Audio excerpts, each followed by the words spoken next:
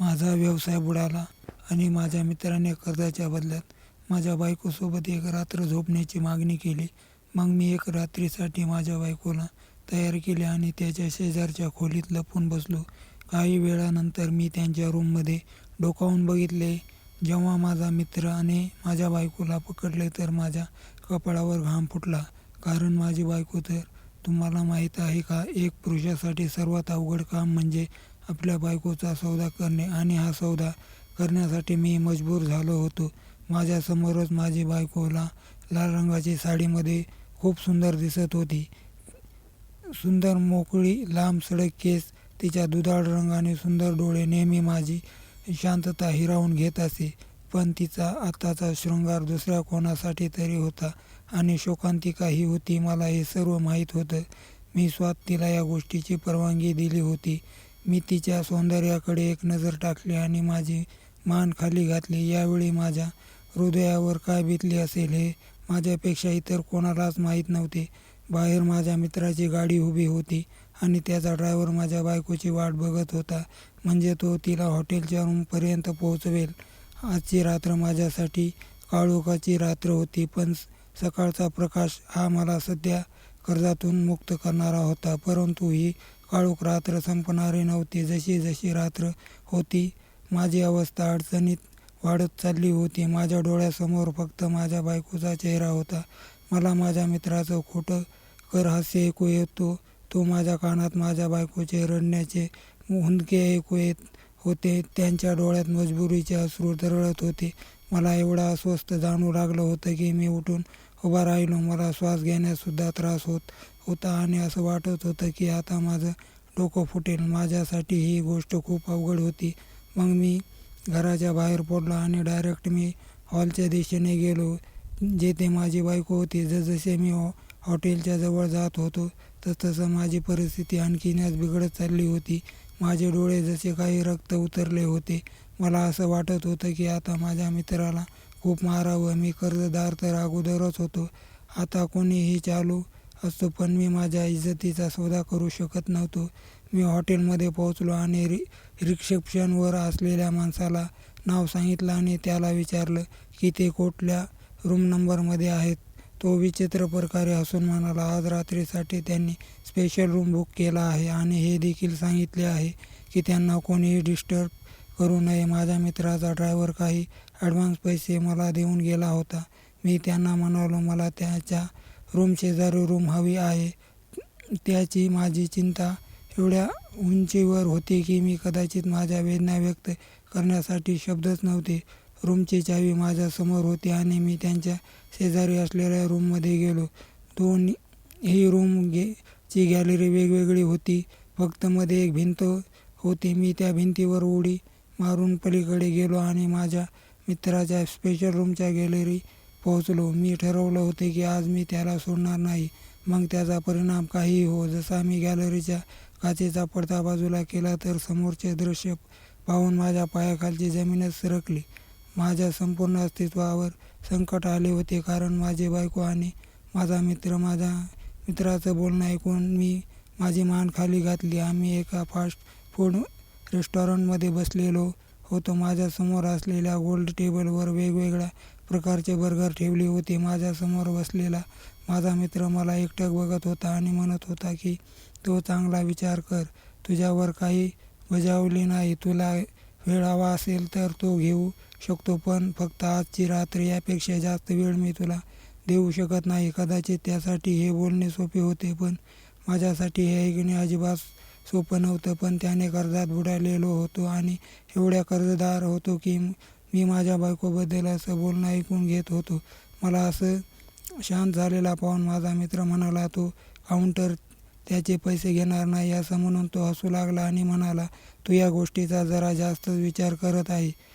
मी जिथे राहतो तिथे ही सामान्य गोष्ट आहे. तुला विश्वास बसणार नाही, परंतु माझे पार्टनर स्वतः आपल्या बायकांना हॉटेलच्या रूममध्ये पाठवतात. करोडो रुपयांचे कॉन्ट्रॅक्ट एक रात्री तो साईन होतो, तो सुद्धा मला माल. अशी मी 2 हाताच्या मुठी त्याची वायफळ बडबड ऐकत होतो. मला एवढंच माहीत होतं की लाचारी आणि गरिबी हे समाजाचे रंग दाखवतात. समोर बसलेला माझा मित्र खूप चवीने बर्गर खात होता. मला आठवले की कधी काळी मी गर्वाने हे देखील म्हणत होतो की ज्या माणसाला प्रतिष्ठा नाही त्याला पुरुष म्हणण्याचा देखील हक्क नाही. आणि आज मी जे माझ्या बायकोबद्दल ऐकत होतो ते मृत्यूपेक्षाही कमी नव्हतं. तुम्ही अशा बऱ्याच स्त्रिया बघितल्या असतील ज्या मजबुरीमध्ये स्वतःला दुसऱ्या समोर विकतात. पण मी कदाचित असा पहिला पुरुष असेल जो मजबुरीमुळे स्वतःच्या बायकोला एका रात्रीसाठी विकण्याचा सौदा करीत होतो. ते बायको जी नेहमी देवाच्या पूजेत व्यस्त असायची. आजपर्यंत माझ्याशिवाय कोणी तिला स्पर्श देखील केला नव्हता. स्पर्श करण्याची गोष्ट तर दूरच आहे, आजपर्यंत कोणी तिला बघितले देखील नव्हते. मला आठवू लागले जेव्हा आम्हाला लग्नाला जायचे असायचे, स्नेहा तिच्या दुपट्ट्यावरून काढायची तेव्हा मी तिला म्हणायचो की तू पण काय स्वतःला नेहमी होणार ठेवतेस. बाकीच्या बायका मेकअप करण्यात आणि सुंदर दिसते. मला वाटतं तो देखील छान मेकअप करावं, तयार व्हावं, म्हणजे सगळे म्हणतील की अनिलची बायको किती सुंदर आहे. माझं बोलणं ऐकून ती मला प्रेमाने म्हणायची, मी फक्त तुझ्यासाठीच अनिल, मला तर वाटतं तुझ्याशिवाय मला कोणी बघू नये. स्नेहाचे बोल आज मी माझ्या कानात घुमत होता. माझ्या डोळ्यातून हक्काचे अश्रू करत होते. मी माझ्या पवित्र बायकोचा सौदा करायला निघालो होतो. नाही, मला हे सर्व मान्य नाही. माझ्या हृदयातील बोलणं तोंडावर आलं होतं. माझ्या मित्राचा बर्गर होता, तो हातातच राहिला. एक क्षणासाठी त्याने माझ्याकडे पाहिले आणि मला म्हणाला की काही प्रॉब्लेम नाही, मग माझे 50 लाख दे. माझ्या मित्राची उदासीनता पाहून माझ्या डोळ्यात पाणी आले. खरं तर मी एक कमजोर पुरुष अजिबात नव्हतो. खूप मजबूत रियाज होतो, पण आज पूर्णपणे तुटलो होतो. मग मी माझ्या मित्राला म्हणालो, मला थोडा वेळ दे. एवढ्या पैशाची तजवीज मी एका रात्रीतच करू शकत नाही. तो म्हणाला, मी यापेक्षा जास्त वेळ आणखी तुला देऊ शकत नाही. माझ्याजवळ फक्त आजची रात्र आहे. एक तर तू माझी गोष्ट मान्य कर, नाही तर माझ्या पैशाची तजवीज कर. असं म्हणून तो तिथून उठून बाहेर निघून गेला. वातावरण थंड होतं तरी मला गुदमरल्यासारखं होतं. माहीत नाही मी माझ्या घरी कसा पोहोचलो होतो. रात्रीचा 1 वाजला होता. मी दाराची बेल वाजवली तर लगेच स्नेहाचा आवाज आला. मी म्हणालो, मी आहे, दरवाजा उघड. तिने पटकन दार उघडला आणि मला पाहून म्हणाली, तुम्ही कुठे गेला होता? मी किती वेळा तुमची वाट बघत होती. मी तुला काय देणार होतो? मी कुठून आलो आहे?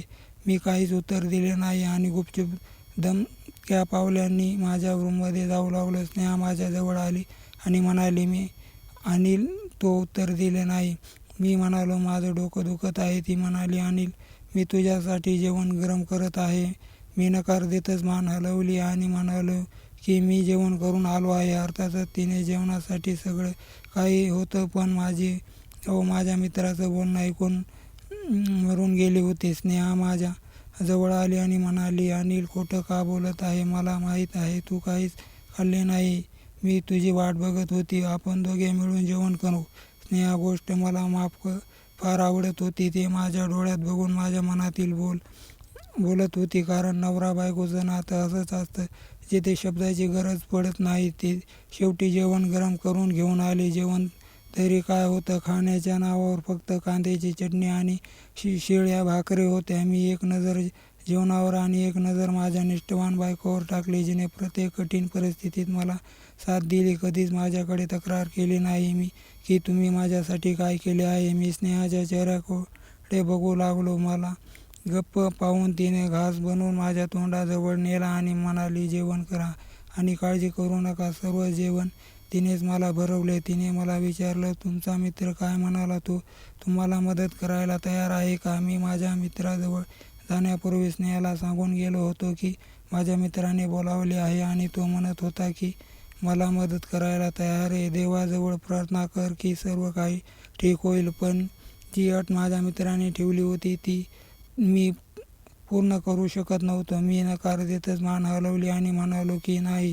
तो मदत करायला तयार झाला नाही. माझं बोलणं ऐकून स्नेहाचा चेहरा पडला होता. तरी देखील तिने मला धीर दिला आणि म्हणाली की तुम्ही काळजी करू नका. मी म्हणालो, तो उद्या माझ्याकडे पैसे मागत आहे. मी त्याला पैसे कुठून देणार? मी तिचा हात पकडत तिला सहाय्यपणे म्हणालो. स्नेहा म्हणाली, त्याच्याजवळ थोडा वेळ मागून घ्या. माझ्याजवळ जे काही होतं ते मी सगळं ठीक आहे. मला माझ्याकडे विकण्यासाठी देखील काहीच नाही. तिचं बोलणं ऐकून माझ्या हृदयाची धडधड वाढली होती. मला माझ्या मित्राचं बोलणं आठवलं होतं, जो म्हणाला होता की ज्याच्याजवळ एवढी सुंदर बायको आहे त्याला अजून काय हवं आहे. तू जर तुझ्या बायकोला माझ्याकडे पाठवून दिले तर तुझं कर्ज देखील उतरेल आणि तुम्हाला माल देखील. अशी मला माझ्या मित्राच्या तोंडून हे शब्द ऐकून खूप वाईट वाटलं होतं. मी त्याला म्हणालो, तू हे काम काय म्हणत आहेस? तो म्हणाला, मी एकदम शुद्धीवर आहे. मी म्हणालो, तू माझ्या बायकोला कुठे बघितला होता?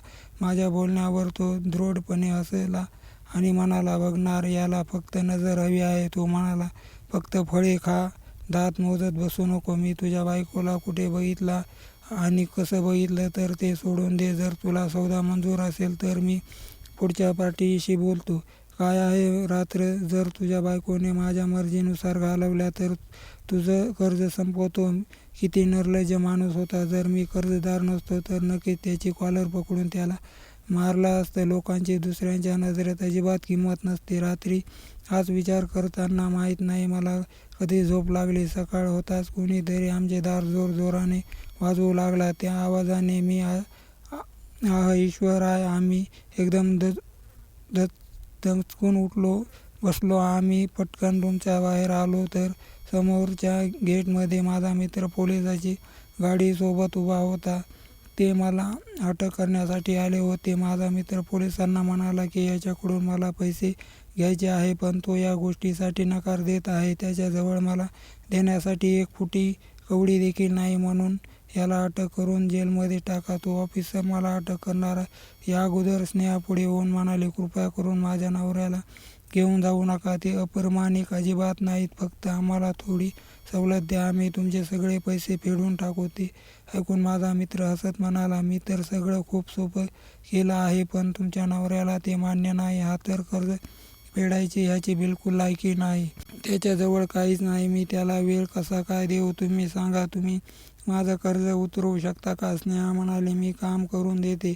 मी प्रत्येक महिन्याला तुम्हाला होईल तेवढी रक्कम देईल. ते बोलणे ऐकून माझा मित्र रागातच म्हणाला, तुझ्या नवऱ्याला 50 लाख द्यायचे आहेत, 50,000 नाही. नंतर तो पोलिसांना म्हणाला, जा याला पकडून जेलमध्ये टाका. ते ऐकून स्नेहा पुढे आली आणि म्हणाली की कृपा करून माझ्या नवऱ्याला अटक करू नका. त्यावर माझा मित्र म्हणाला, ठीक आहे, तुझ्या नवऱ्याने जर माझी अट मान्य केली तर मी त्याला सोडून देईल. ही स्नेहा म्हणाली, तुम्ही का अट मान्य करीत नाही? मी म्हणालो, मी तर अट मान्य करू शकत नाही. तुला काहीच माहीत नाही. स्नेहा, तू आतमध्ये जा. आपण कदाचित स्नेहाला पण अटक केले ना. सहन होत नव्हतं. मी पुन्हा मित्राला म्हणू लागलो, पाटील, मी अनिलला तयार करेल. तुमची वाट नक्कीच पूर्ण करून त्यांना पोलीस स्टेशनमध्ये घेऊन जाऊ नका. माझ्या मित्राने पोलिसांना इशारा केला तर ते परत जीपमध्ये बसून निघून गेले. माझा मित्र म्हणाला की आपण आतमध्ये बसून बोलूया. असं म्हणून तो घराच्या आतमध्ये आला आणि त्याच्या मागे मी आणि स्नेहा आपण यावे. माझा मित्र माझ्याशिवाय स्नेहाशी बोलला आणि म्हणाला की अनिलला आधीच सांगितले होते की जर तू माझा मार्ग स्वीकारला असता तुझी अडचण दूर होईल. काय आहे, मी पैशाच्या बाबतीत खूपच नीच माणूस आहे. मी माझे नुकसान कधीच करून घ्या नाही. तो त्याची सवय अगदी नम्रपणे व्यक्त करत होता. स्नेहा म्हणाली की तुम्ही सांगा अनिलला काय करायचं आहे. माझा मित्र स्नेहाला डोक्यापासून पायापर्यंत न्याहाळत होता. मला असं वाटत होतं की माझ्या शरीरात रक्ताऐवजी आग वाहत आहे. मग तो म्हणाला, तुम्हाला सांगितलं नाही का ती काय अट आहे? स्नेहाने दिला. माझा मित्र म्हणाला, तुम्ही जर मनावर घेतले तर तुमच्या नवऱ्याचं कर्ज फिटू शकतं. असं म्हणून तो स्नेहाच्या जवळ येऊ लागला, पण मध्येच आलो. माझ्या मित्राला मी हातनेच मागे केलं आणि कठोर शब्दात म्हणालो, माझी बायको असं काही करणार नाही. तू आता इथून निघून जा आणि तुला करायचे ते कर. मला पोलीस पकडून नेऊ देत नाही तर फासावर चढवू दे. माझं बोलणं ऐकून स्नेहा रडू लागली आणि म्हणाली, अनिल तुम्ही आहे, मला त्यांना घ्या, नेमकं काय आहे? मी तिला म्हणालो, तुला नाही माहीत, हा माणूस जे म्हणत आहे ते काम मी तुझ्याकडून कधीच करून घेऊ शकत नाही. स्नेहा म्हणाली, मी कधीच तुम्हाला तुरुंगाच्या आत बघू शकत नाही. तेवढ्या माझ्या मित्राने स्नेहाला आपली अट सांगितली. ते ऐकून स्नेहा माझ्या मित्राकडे डोळे मोठे करून बघू लागले. त्यानंतर तिने माझ्याकडे बघितले तर मी शरमाने माझी मान खाली घातली. त्यानंतर स्नेहा दुसऱ्या रूममध्ये निघून गेली. माझा मित्र म्हणाला की जर तुझ्या बायकोला ही अट मान्य असेल तर मला लवकर सांग, नाही तर मी पोलिसांना बोलवेन. असं म्हणून तो घराच्या बाहेर निघून गेला. 2 तास झाले तरी स्नेहा रूमच्या बाहेर आली नाही. त्यानंतर जेव्हा ती रूमच्या बाहेर आली तेव्हा तिने रडून रडून आपले डोळे सुजवले होते. ती माझ्याजवळ बसली आणि म्हणाली की तुम्ही तुमच्या मित्राला सांगा की आश्चर्य तिच्याकडे पाहिले. मला स्नेहाकडून अशा उत्तराची अजिबात अपेक्षा नव्हती. मी तिला म्हणालो, स्नेहा मी अजिबात सहन करू शकत नाही. तू आता माझी परीक्षा बघू नकोस. त्यावर स्नेहा म्हणाली, मी तुम्हाला जेलमध्ये बघू शकत नाही आणि तुम्हाला काय वाटतं तुम्ही जेलमध्ये गेल्यावर माझं काय होईल? तसेही या घरात सुरक्षित राहणार आहे. स्नेहा बोला ठीक होते. जर मी जेलमध्ये गेलो तर माझ्या पाठीमागे तिच्या सोबत काही होऊ शकत होतं. ते कशी काय स्वतःला वाचवू शकत होती. तरी देखील हे सगळं करण्याचं माझं मन तयार होत नव्हतं. मी कसा काय माझ्या बायकोला या दलदलीमध्ये ढकलणार होतो. मी माझ्या प्रतिष्ठेला झोपला बोललो होतो आणि हे एक पुरुषासाठी खूप अवघड गोष्ट होती. मी माझ्या मित्राला फोन करून सांगितलं की मला ही अट मान्य आहे आणि हे ऐकून त्याला खूप आनंद झाला आणि तो म्हणाला तो योग्य वेळ योग्य निर्णय घेतला आहेस.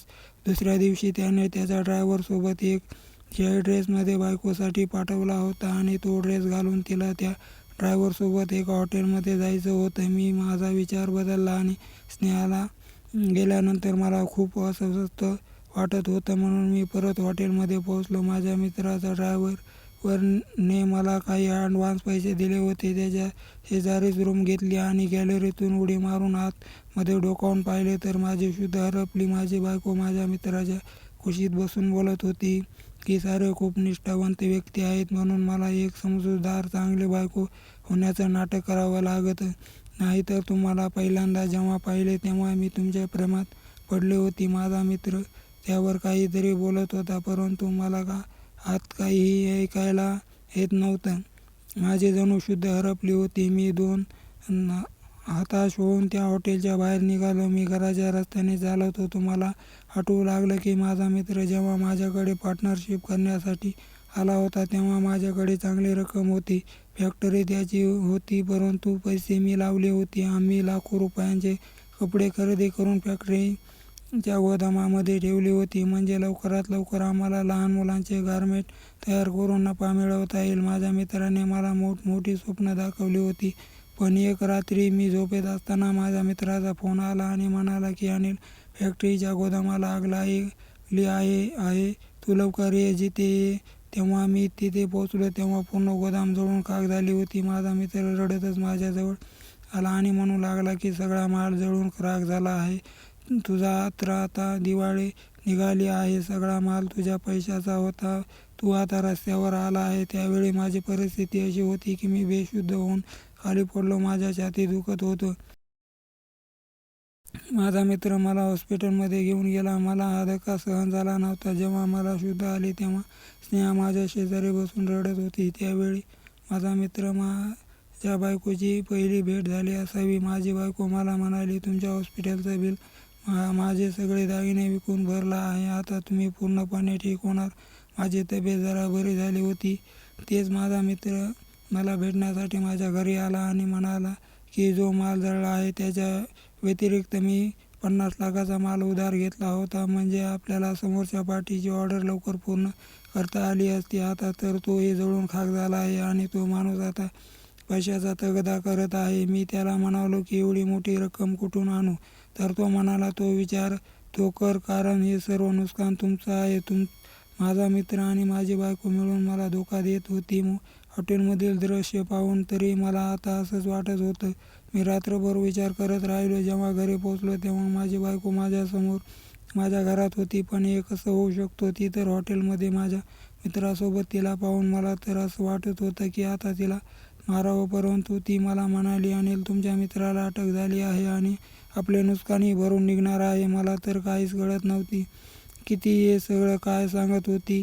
मी तिला विचारलं तर ती म्हणाली की अनिल मी त्याला एक शरण झाले नव्हते. मी तर एक प्लॅन सगट त्याला हॉटेलमध्ये नेले होते. तो माझ्यावर खूप घायाळ झाला होता. म्हणून मी त्याच्याशी प्रेमाने नाटक केलं व माझ्या बोलण्याच्या जाळ्यात फसवले. जेव्हा त्याला पूर्ण विश्वास झाला की मलाही तो खूप आवडतो, तेव्हा त्याने स्वात कबूल केले व तो म्हणाला की बघितलं का माझं डोकं, मी त्याचे सर्व पैसे व बायको दोघेही काबीज केले. त्याला वाटत होत की त्यांनी माझे नुकसान केले आहे. खरं तर असं काही नाही. मी त्या फॅक्टरीच्या गोदामाला आग लावली होती आणि आग लावून आधी तिथला सगळा माल बाहेर काढून घेतला होता व त्याला सगळं खोटं सांगितलं की सगळा माल जळून खाक झाला, कारण मला त्याचा सगळा पैसा आहे तो हवा होता.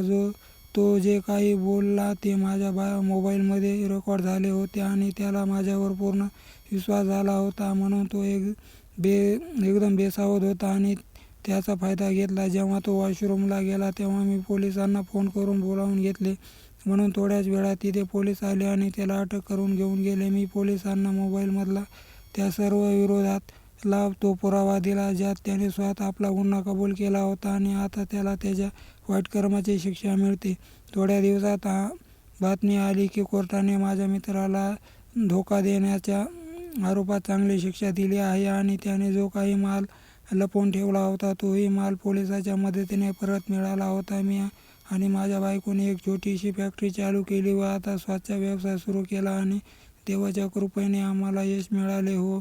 आमचा व्यवसाय यशस्वीरित्या चालू लागला आणि आज आम्ही खूप आनंदात आहोत. मी हार मानली होती, परंतु माझ्या बायकोने नाही. तिने परिस्थितीसमोर हात टेकले नाही. ते माझ्यासोबतच स्वतःची इज्जतही वाचवली होती. मला जे अशक्य वाटत होते ते सहज शक्य केली होती तिनंही.